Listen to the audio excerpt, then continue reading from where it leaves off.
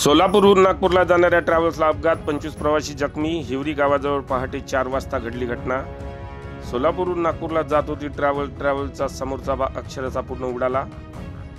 सोलापूरहून नागपूरला जाणाऱ्या MH40CM5035 या क्रमांकाच्या खासगी ट्रॅव्हलला पहाटेच्या दरम्यान भीषण अपघात झाला आहे। हा अपघात यवतमाळच्या हिवरी गावाजवळ घडला।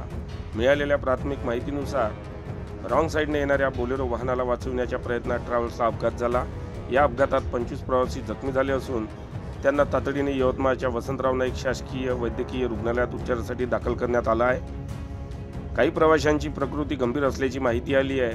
अपघाताची माहिती मिळताच स्थानिक नागरिकांनी अडकलेल्या प्रवाशांना बाहेर काढून उपचारासाठी दाखल केलं।